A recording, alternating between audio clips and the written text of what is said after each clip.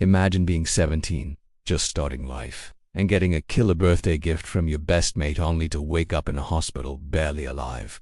Why? Because that gift was a setup. My dad was nearly beaten to death by 5 thugs, and the man who betrayed him was a so-called friend. This was the kind of place where everyone knew each other's birthdays, secrets, and debts. If you walked home a different way, someone would notice, and in this tight-knit neighborhood, loyalty meant everything, and betrayal was unforgivable. But here's the twist. My grandfather, a war-hardened soldier with a mean streak and old-school justice in his blood, didn't call the cops, and once got a speeding ticket that nearly wiped out his pocket money. My dad was at the heart of it. The energetic, you were defined by your gear, your mates. You didn't stab someone's back in public, because that was your neighbor grit, but you also carried the values of your street, and so when the attack happened, the code cracked, but, more importantly, the price would be paid. Because in a town built on loyalty, a betrayal like that demanded the kind of reckoning only one man could deliver.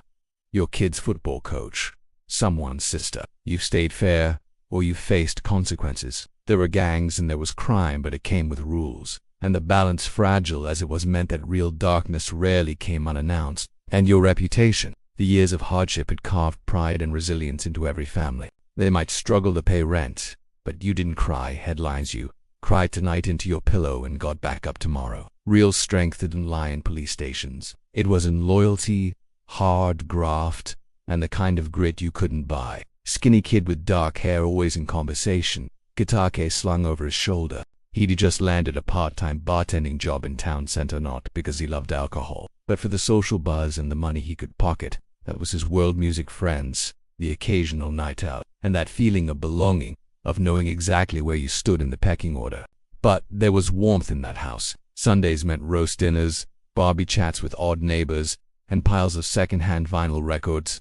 Life might have been rough, but it had soul. There was heart. You could walk into that same pub where my dad worked and be greeted by a nod and your name before you introduced yourself. The bartender might slide you a free pint when he saw you broke, and the landlord might let your guitar band play for nothing just because he knew your mom. But he was kind, had a natural charm, and was literally born with rhythm. Street fights, stolen bikes, the odd broken window, these were life, not headlines. It shook the whole town. It wasn't just the brutality, it was the audacity. 5 men, with bike chains and crowbars, ready to end a life just for fun, that crossed a line none of them thought would ever be crossed. My dad, in that moment, wasn't some criminal or rival gang member, he was their own. The town had its share of hard men, but they looked out for their own. You called the police only when your house was burning, otherwise you fixed things yourself. This code ran deep, and right there, it planted the seeds of what would come. He could fire up the local pub's jukebox, grab a guitar, and the place would rip into life. Music was his escape, his pride, his identity. He went nuclear. What happened next became the stuff of urban legend. This is the story of how my granddad orchestrated the most brutal revenge you've ever heard of. The late 1970s in a blue-collar UK town where the streets were pockmarked with potholes. The pubs reeked of stale beer, and every corner shop had its own local nicknames. My dad was 17 when this story began. Sure, he wasn't a model teenager. He skipped classes, raced his mates on scraps of motorcycle.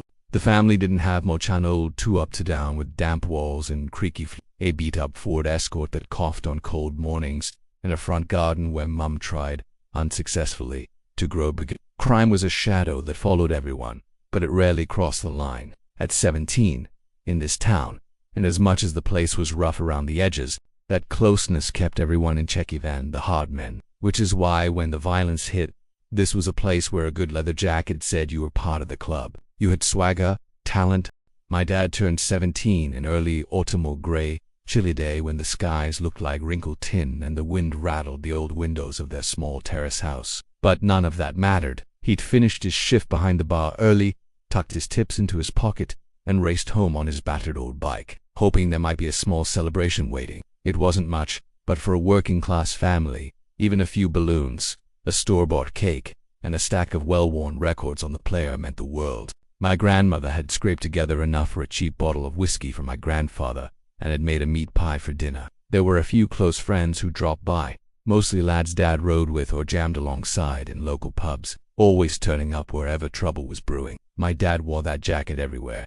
He slept with it hanging on the chair beside his bed. When he walked into the pub to set up for his shift, people noticed. When he rode through town, he felt like he belonged to something bigger, something tougher. Dave had carefully planned it that way, picking out the same jacket so Dad would look just like him from behind. He stood in his tiny kitchen, cake crumbs on his shirt, eyes bright with the simple joy of being 17. Dad had just finished his shift behind the bar, wiping down glasses and stacking chairs, listening to the last few drunks stagger out the door into the cold. The town center was nearly empty, streetlights buzzing with that sickly yellow glow, mist rolling low over the cracked pavement.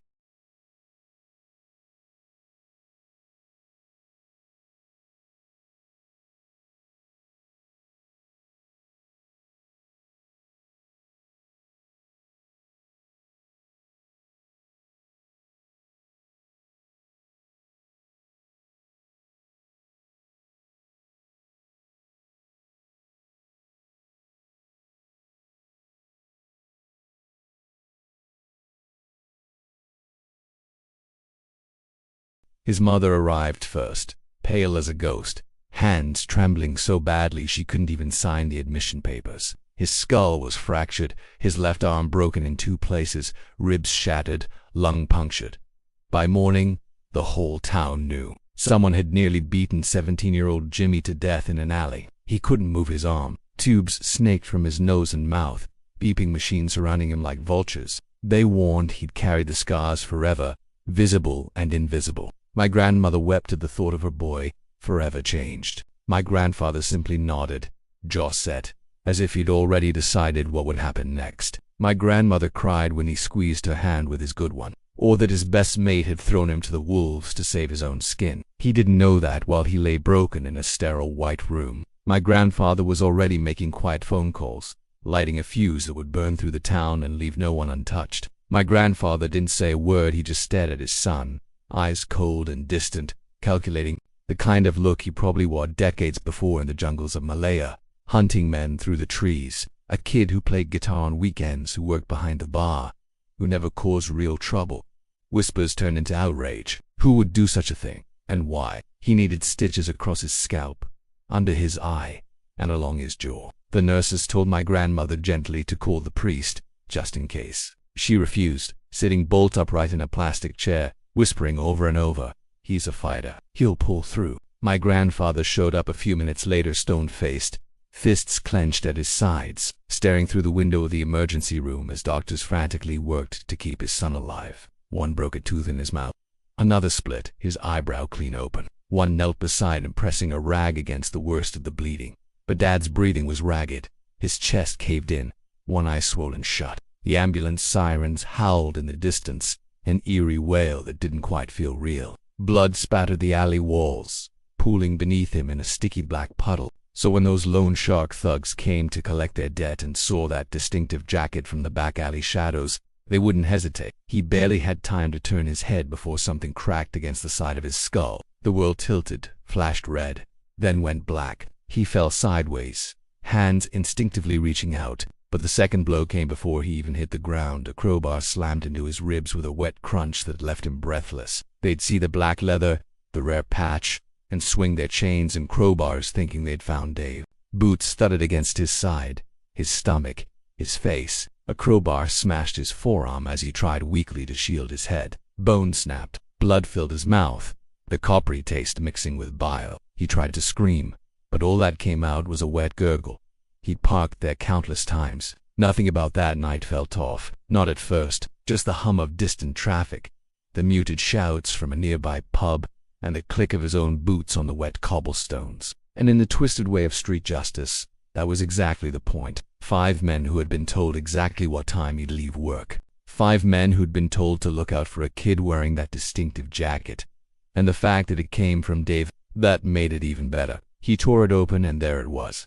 A black leather motorcycle jacket, gleaming and stiff with newness. The same rare logo stitched into the back that Dave had been wearing for months. My dad believed Dave was his brother in everything but blood. They'd stood shoulder to shoulder against rival groups in drunken brawls.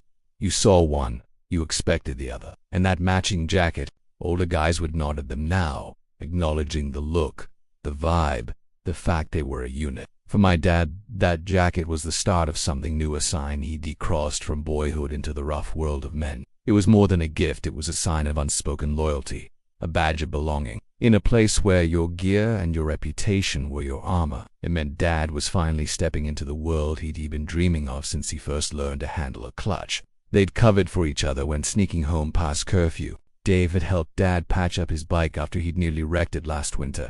It wasn't just a jacket, it was a symbol. These jackets weren't cheap. You couldn't pick one up down the market. They were what the older bikers wore, the ones who'd been on the road, the ones people respected and feared. For a 17-year-old kid trying to carve out a name in a local scene, it was the best gift imaginable. Among them was Dave's Merking, arms crossed, leaning by the doorway with that swagger that made him seem older, tougher, cooler. Dad and Dave had known each other since they were 12. They'd started riding at the same time, messing around with knackered old scooters and junkyard parts until they could afford real bikes. Dave had always been the loud one, the one who'd jump into a bar fight for the thrill of it. But he'd never let anyone lay a hand on my dad.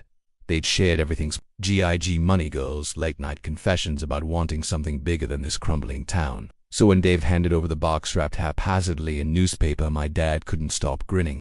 Dave slapped him on the back. "Now you look the part, mate." He laughed. "No one's gonna fuck with us in these." My grandmother joked that, with the jackets and their black hair, they looked like twin sorts of bad pennies. There was no hint of what was coming, no cold prickle on the back of the neck, no warning from the universe that sometimes the people closest to you are the ones holding the knife.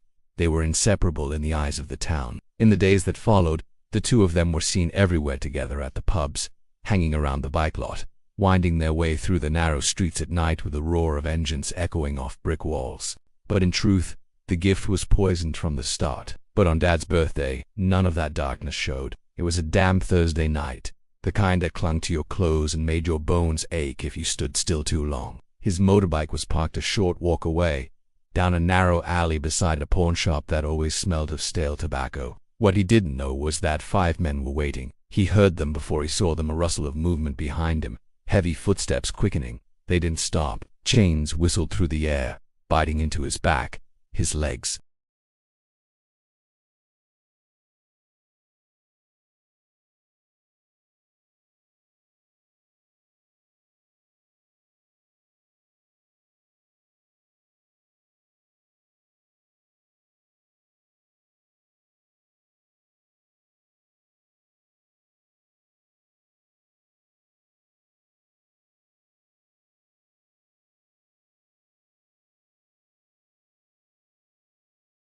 The doctors said he was lucky to be alive. They said it would be weeks before he could stand, months before he could work again. In that hospital room, Dad didn't he know the truth, yet he didn't he know that the jacket he loved had marked him for death. All Dad knew was pain, endless, searing pain, and the echo of steel on bone ringing in his ears like a sick lullaby.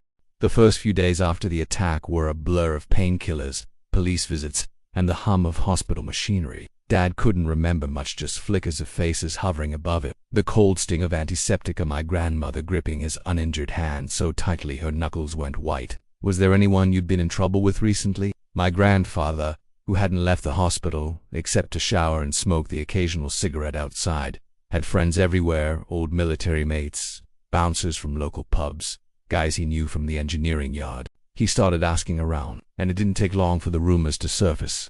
Dad shook his head weakly. He'd never been in any real trouble. He wasn't in a gang. He hadn't crossed anyone. The matching jacket wasn't a sign of brotherhood, it was bait. They'd shared cigarettes, secrets, laughs, rides out past the old quarry where the stars seemed endless. He told Dad exactly what he'd heard, exactly who'd made the calls, exactly how Dave had done it. There was no soft landing, no gentle place to put the grief. He'd seen betrayal before, in the jungles of Burma, in smoky backroom deals with black market hustlers when he'd been young. But seeing it touch his own family, that was different. That was personal. Just the raw betrayal of knowing that someone you trusted with your life had chosen to end it for his own gain. They'd give you a look half respect, one of 7 kids crammed into a soot-stained house with no running hot water. The time he was strict to the point of cruelty sometimes, old school to the bone. He wasn't much for hugging or praise, but he taught my dad how to throw a punch, how to keep his chin down in a fight, how to fix a leaking carburetor on a battered old bike. They called him first when trouble came knocking. They trusted him with secrets they wouldn't tell their wives. Something old and dark flickered in him then. The soldier, the boxer, the man who'd done unspeakable things in the name of survival, stirred awake. He didn't talk about justice, he didn't rant about the police. He just started planning, and as they gathered quietly over pints in the back rooms of pubs and in shuttered old garages, my grandfather laid out his plan with the cold precision of a man who had once scouted enemy encampments through rifle scopes. And when he called for help, they answered without question. And most of all, he wanted them to know it wasn't the police or some rival gang that came for them. It was the father of the boy they tried to kill. And his dad grew up and got into scraps. My grandfather never coddled him. The world doesn't give a shit about you, he'd say gruffly. It'll knock you down and laugh. So stand up, hit back harder. He drank too much, especially on payday, and he had a temper that could turn the air in a room electric. But he loved his family in his own rough way. If anyone dared threaten them, he'd show up at their door with no hesitation. People knew better than to bring trouble to his doorstep. He and two others he didn't bother asking. Politely he simply told the men he trusted what had happened and that he needed them. No one said no. They packed bags, left jobs, kissed wives goodbye. Some took trains into town. Others drove through the night. Men hardened by war, by bar fights, by decades of living by their fists and wits, held off a whole squad of enemy soldiers on a ridge in Korea with nothing but their rifles and bayonets. The time he was nearly court-martialed for breaking a superior S-jaw in defense of a younger soldier being beaten half to death in camp. He never bragged. He didn't have to. You saw it in the way he moved, in the way he looked, you in the eye, in the quiet, unsettling calm that settled over him when trouble came calling. At 17, he lied about his age and enlisted in the tail end of World War II. He didn't become soft. He worked as an engineer, but he kept ties to the men he'd served with. Some of them got into security, some into shady business on the docks, some into rougher trades where the law had long since stopped paying attention. He didn't like criminals, he hated bullies, especially, but he understood power. He respected people who handled their business without whining, and he respected loyalty above all else. Hoping for adventure and a way out of poverty. He found both, but he also found blood, mud, and the endless grind of fighting in foreign lands. He stayed in the army through Korea, through skirmishes in Malaya, through jungle patrols in Burma, where he learned to track men in the dark and squeeze a trigger with steady hands while mosquitoes chewed his skin to ribbons. Half caution and probably tell you he was a hard man, the kind you didn't cross. His name was whispered in corners of pubs, sometimes with a grin, sometimes with a shudder. He wasn't a big man in height, but he was thick with muscle even into his 50s, with broad shoulders, thick forearms, and a jaw like chiseled stone. There was an old boxing scar on his brow, and his knuckles were knotted lumps from years of fights, both legal and otherwise. And in doing so, he'd signed a contract he couldn't walk away from, and stitched his left arm useless. He started to realize the full horror of what had been done to him. It wasn't a random act of violence, it was planned. It was orchestrated. And the monster behind it wasn't a faceless stranger. It was a person he'd called brother. My grandfather decided then and there, Dave wasn't going to get away with this. He wasn't going to walk free, or slip out of town, or spin some story that painted him as the victim. He was going to pay one way or another. He couldn't wrap his head around it. Couldn't imagine that the gift he'd treasured, the jacket he'd practically worshipped, was nothing more than a death sentence from the person he'd called his best mate. Dave had arranged for someone to watch Dad at work, to call in a tip when he was about to leave, and let the debt collectors know Dave was walking out into that dark alley. He just lay there, staring at the ceiling, feeling every broken rib throb in time with his heartbeat. The worst pain wasn't in his bones, though it was in the hollow pit of his gut where friendship and trust had once lived. It was the kind of wound you couldn't stitch up, and while Dad was fighting for his life on the pavement, Dave was safe somewhere else, probably holding his breath, hoping the violence would be enough to buy him a little more time with the sharks. The beatdown seemed random, a burst of brutal, meaningless violence that nearly killed him. He didn't soften it. He told Dad exactly what he'd learned. Those men had been hunting Dave, who owed money all over town, who'd built up a gambling debt so big and ugly it had started attracting the attention of the nastiest loan sharks around. Dave had been warned. He'd even told they'd come to collect, and that collecting meant more than just bruises if he didn't pay up. The police came, of course. They asked questions he couldn't answer. Did you recognize them? Did you see their faces? But in the town, word was traveling. The men who had attacked Dad were known faces. Korea criminals, local thugs who did dirty work for the worst kind of people. And they hadn't been looking for Dad, they'd been looking for someone else. Someone wearing a very specific jacket with a very specific patch on the back. My grandfather brought the news to the hospital one grim afternoon. So Dave, in one sick, cowardly move had made sure Dad was in the firing line instead. When Dad heard this, he didn't believe it at first. He'd trusted Dave. They'd spent nearly every day together for years. It was my grandfather who pressed the truth home, cold and unrelenting. Dad couldn't speak for a long time after that. For my grandfather, the discovery was something else entirely. It wasn't just rigid, it was resolve. Dave hadn't just gambled with his own life. He'd gambled with my dad's. And his dad lay in his hospital bed, his face swollen. If you asked anyone in town back then what they thought of my grandfather, he was born into hardship.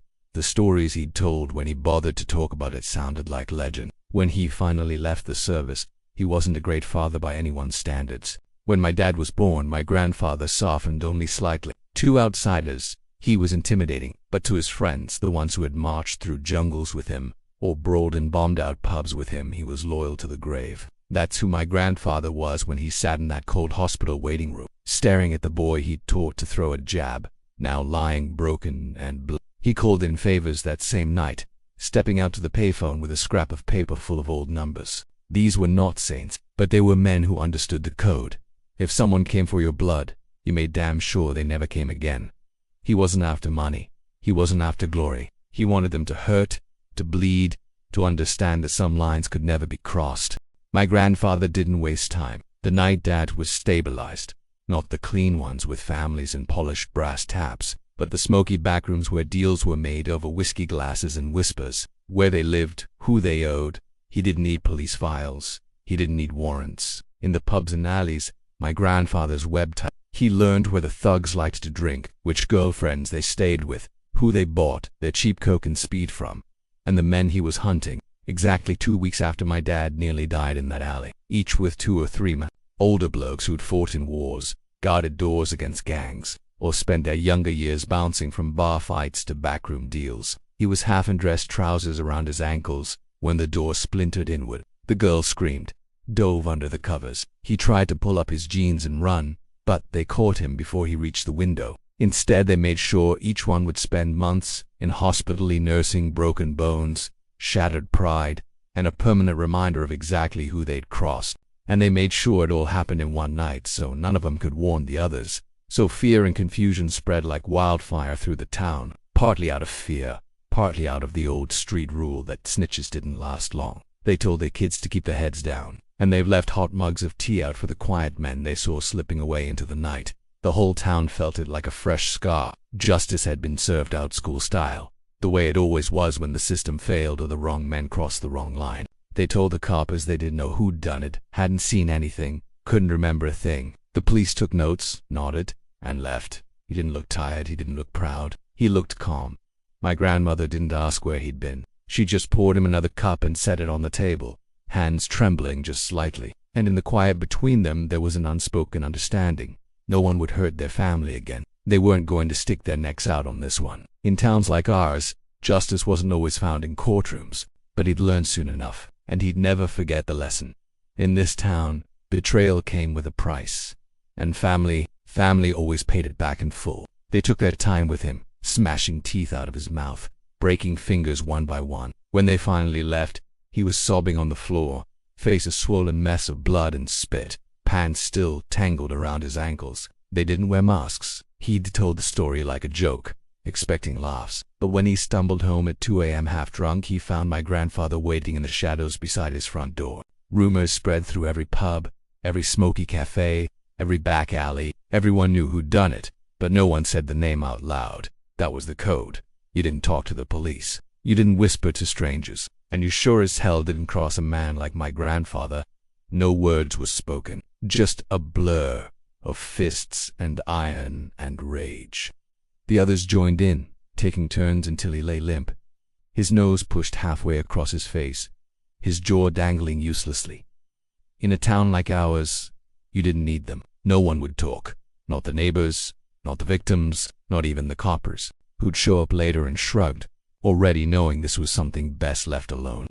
They kicked in the first door, rotting flat above an abandoned fish and chip shop. Across town in a brick council house, 2 other men knocked politely on the door. When the second attacker answered, bleary-eyed and confused, they pushed inside. He reached for a kitchen knife on the counter, but they were faster. They broke his wrist with an iron bar, then beat him into the linoleum until the knife clattered uselessly away. His partner, some girlfriend who shrieked and ran bolted into the street screaming, but the crew was gone by the time the neighbors peeked out, leaving the thug groaning and twitching on the floor. The first thug barely had time to roll off the sofa before two men pinned him, and my grandfather brought a crowbar down on his knee, shattering it with a crack that echoed down the hall. He screamed, begged, tried to twist away. The crew beat him until his face was pulp, until his own mother wouldn't have recognized him, then left him coughing blood into the filthy carpet. Kind of night where the rain pelted the rooftops and most of the town was either asleep or drunk at the pub. That's when my grandfather and his crew moved. They didn't suspect a thing. He mapped out their routines: when they got drunk, when they sobered up, when they'd be home alone. He had decades of built-up trust with men who knew how to dig. They were still strutting around, one foot on the pavement, one hand on the door handle. They dragged him into a back alley and worked him over with chains, blows raining down on his head and shoulders until he was curled into a ball, whimpering. His skull split open, his collarbone snapped. They left him there in the piss-soaked alley, headlights still blazing across the wet cobblestones, flashing bruised knuckles, telling quietly, like a predator in tall grass, letting the targets grow comfortable. Meanwhile, his old mates gathered, men with broken noses and military tattoos, men who knew how to disappear into the night. They met in back rooms, discussing routes, safe houses, what to do if things went wrong. And through it all, my grandfather barely spoke, just listened, planned, and waited. Anyone who listened how they nearly killed some poor bastard for being in the wrong place at the wrong time. They were too arrogant, too cocky to see the storm building around them. They owed him drinks, they owed him favors. He updated his plan in that battered notebook. He made lists of which doors would be kicked in first, which alleyways would become ambush sites, which men needed to be hit hardest. He wasn't just going to punish them, he was going to make a statement so loud the whole town would remember. Or they just respected him enough not to question why he wanted to know where 5 low-life thugs laid their heads at night, who they feared. My grandmother pretended not to notice the hushed phone calls or the late-night meetings. She focused on my dad, cleaning his wounds, fluffing his pillow, reading him the football scores from the paper. But even she felt a shift in the house. The way the old man moved, quiet, deliberate, cold. It was the way he'd been during the wars, she'd later say, when he went weeks without smiling, when his hands shook only when he was alone. He scribbled addresses in an old notebook, passed them to trusted mates who double-checked the info. One guy worked the doors at a club where 2 of the attackers drank. Another was a former army sniper who now repaired slot machines in bars. He had ears in half the gambling dens in town. He slid into booths next to grizzled ex-boxers who owed him favors from the old days. He had a way of asking questions that wasn't really asking, just a low voice. A hard look, a reminder that the man sitting across from them had once spent nights alone in enemy territory, watching men breathe through rifle scopes before pulling the trigger. He stepped outside the hospital into the cold drizzle, lit a cigarette with shaking hands, and started making calls. He rang old mates from his service, daysmen who'd served in the jungles, men who'd guarded docks and nightclubs, men who knew how to find things, or people or dirt. He visited pubs. Word spread fast. In this town, rumors were currency. The puzzle came together. These men weren't careful or smart. They'd done the job thinking they were untouchable, thinking no one would come for them because that was the way of the streets. The police might show up, but the cops were a joke in that part of town, and they knew the code. No one talked. And my grandfather had built his fortune on reputation. One by one, names surfaced. 5 men, thugs, mostly as small-time enforcers for the local loan sharks and racketeers, the type of men who beat debts out of frightened drunks in alleys. They'd been bragging about jumping a bloke with a crowbar, talking big in the corners of dingy pubs about how he never even saw it coming. They thought it made them look tough. Grandfather tracked where they drank, piece by piece, but they hadn't counted on my grandfather at home. Meanwhile, he also learned one crucial thing. They thought they'd gotten away with it, and that's exactly how my grandfather wanted it. Every night, he moved slowly. He knew exactly when and where he'd strike. It happened on a Thursday night. They split into 5 teams, just before midnight. Simultaneously, the third was pulled from his car as he left a pub. The fourth thought he was safe in the arms of a woman in a grimy bedsit near the train tracks. And the fifth he'd been bragging just hours earlier at the bar about how he'd nearly killed a kid who never saw it coming. In every case, they worked fast but thorough. They didn't kill them. That would have been too easy.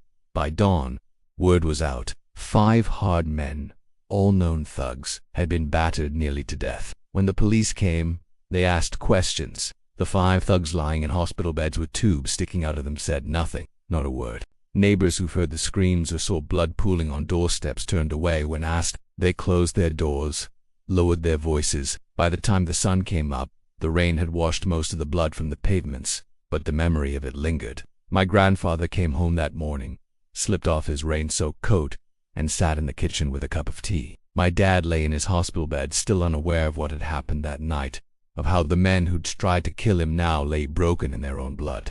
My grandfather believed that breaking bones was only half the job. He wanted these men to suffer long after the bruises faded. He whispered just enough how these 5 had botched a job, beat up the wrong kid, lied to the very people they were supposed to be working for. If people thought you were reckless, untrustworthy, or worse, a liar, you were finished. And my grandfather made sure every pub, every backroom gambling den, every dingy alleyway heard the same story.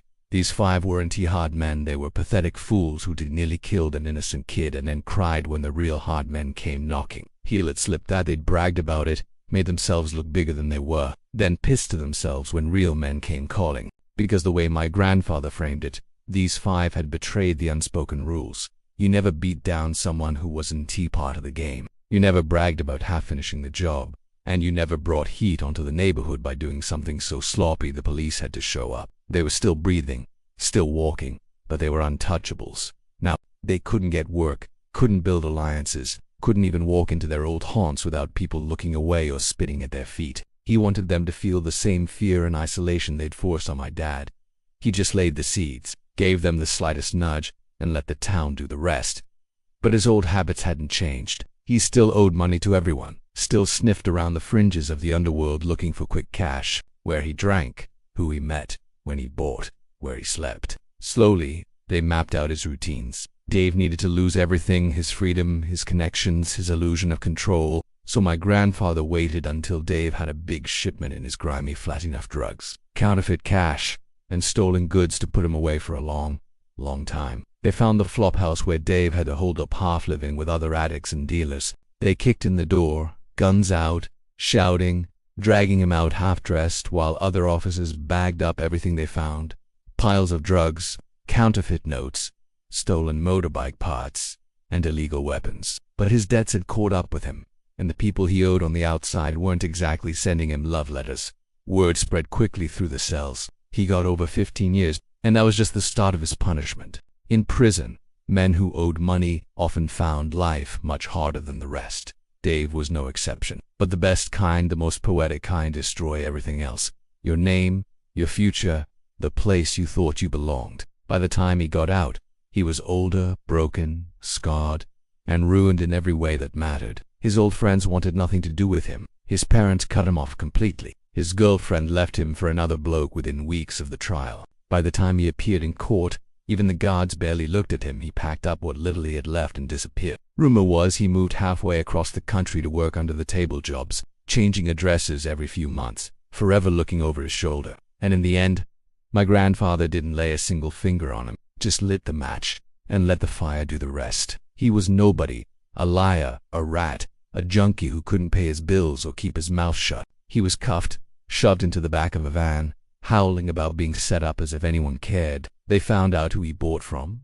how often he went out, which corners he stood on, twitchy and paranoid, selling bits of powder to anyone desperate enough to trust a jittery mess like it. And where CD started dabbling more heavily in drugs, both selling and using, scraping together any money he could to feed his gambling and new addictions. And in the end, that slow, public humiliation was more painful for those men than any broken bone. My grandfather had seeded enough doubt, enough disgust, that these 5 thugs were now seen as liabilities, loudmouth cowards who'd fucked up so badly they'd brought the hammer down on themselves. Anonymous tips to the police, from 3 different voices, all claiming gunshots in a major drug operation happening at Dave's address. He knew how the police worked. They'd been embarrassed enough by the recent violence in town that they'd jump at the chance to make a big bust and prove they were still in charge. So, once their bodies were battered and confined to hospital beds, he turned his attention to something even more ruthless: their reputations. In the criminal world, sloppiness is poison. It meant no one would hire you for a job. No one would back you up in a fight. But my grandfather, he made an example out of them forever. and no one would cover your debts when they came due. He started in the pubs, buying quiet pints for the old boys who nursed half-finished drinks all day, the ones who carried stories from table to table like sacred cargo. The others had been blunt instruments, easy targets. But Dave, he was different. He'd worn the mask of friendship, wrapped his betrayal in a birthday gift, and watched as my dad nearly died in his place. My grandfather wanted him to feel every second of what was coming, wanted the fear to gnaw at him like rats in the dark before the trap finally snapped shut. Soon those whispers twisted into full-blown rumors. In a town like ours, your reputation was everything, especially in the underworld. He also made sure the right people knew how sloppy they'd been, how they'd left witnesses, how they'd bragged about the attack so loud everyone knew before dawn. By the time they limped out of the hospital weeks later, stitched up and half-broken, they found doors closed to them. Loan sharks wouldn't front their money. Dealers wouldn't sell to them on credit. Their old crew melted away, afraid of being tarred with the same brush. They were pariahs, physically ruined and now socially toxic, stripped of the only currency that mattered on the streets, respect. It wasn't just fear that kept people away, it was disgust. Even the men they once worked for, the ones who sent them on debt collection gigs or used them for muscle, wanted nothing to do with them now. And in that world, losing your reputation is worse than a beating. My grandfather never raised his voice. He never needed to. They'd chosen to make an example out of my dad. Dave was left for last. Not because my grandfather forgot about him, no, Dave was the main course. First, he gathered intel. Dave hadn't vanished. He was still around town, though he kept his head down after the attackers had been beaten to a pulp. My grandfather didn't rush. He had one of his old army mates, quiet, patient, and damn near invisible when he wanted to tail Dave from a distance. The timing had to be perfect. My grandfather wasn't looking for a beatdown in an alley. That would have been too quick, too easy. Then he made the call. Actually, mid-3. The raid came fast. Dave didn't even have time to flush the stash. In jail, he tried to bluff, tried to charm his way out. He took a plea deal. Eventually, he had no choice. The evidence was stacked a mile high, and no one was willing to stand up for him in court. Dave tried, once, to show his face back in town, but no one would look him in the eye. And my grandfather, he never spoke Dave's name again. He didn't have to. The town understood. Some kinds of revenge leave scars on the body. That was the real punishment. Dave lost his world, piece by piece, or because he tried to trade someone else's life for his own. Dad spent weeks in the hospital drifting even after it was cleaned and patched. He let it hang in the wardrobe. 3 ended up in prison later for other crimes, dragged out of pubs in cuffs by coppers who finally had a reason to arrest them. 2 died young, stabbed in bar fights. There were no charges filed, no trials, no courtroom justice. But in our town, no one expected it. Because the real justice had come the old way, from family, from blood ties, from men who knew that sometimes the only way to keep the wolves from your door was to remind them exactly whose door they were scratching at. And that legacy lived on long after my grandfather was gone, or overdosed in dingy flats. And betrayal was death. He made sure no one forgot what happened when you hurt his family. His revenge wasn't just brutal, it was total. Some say he went too far, but others, they say he did what needed to be done. If you think this was wild, wait until you hear what he did to a corrupt cop a few years later. Don't forget to like, subscribe, and hit that bell, because this family's got stories you won't believe. Alone and forgotten. Their names became cautionary tales whispered to young toughs with more ego than sense. Untouched. He never mattered again. His name was a stain no one wanted to touch. His family cut ties. His old drinking buddies turned their backs. Whatever life he thought he'd build crumbled into dust, leaving him drifting like a stray dog nobody would feed, like a ghost of the boy he'd been before that night. He had nightmares for years, waking up in a cold sweat, hearing the echo of chains and boots on wet pavement. But he survived. Slowly he picked up his guitar again. He learned how to smile without flinching, how to laugh even with the scars on his face. He didn't explain himself, didn't tell war stories at the pub. For years, he got married, had me, built something stable out of the chaos he'd come from. But you could still see the marks if you looked close. The faint lines of an old scar on his brow, the way his left hand still trembled when it was cold. And you could hear it in his voice sometimes when he warned me that loyalty was the most valuable thing a person could give, and betrayal the worst sin a man could commit. People just knew without anyone saying it that those 5 men had paid the price for what they'd done. It wasn't until the early 90s, when he was sick and fading fast, that he told Dad the whole truth. The names, the plans, the bloody night it all went down. Dad just nodded, tears in his eyes, torn between horror and gratitude. And out of sleep, while metal pins held his broken bones together and nurses whispered about how lucky he was to be alive, he came home with stitches in his scalp, a wired jaw, and an arm in a cast. But the physical wounds healed. Eventually, the emotional ones lingered longer. He never wore that leather jacket again. My grandfather never bragged about what he did. The men who attacked him never came back from it. And Dad healed. In the end, the police never solved Dad's case. My grandfather never asked for thanks, never but in a town where trust was everything,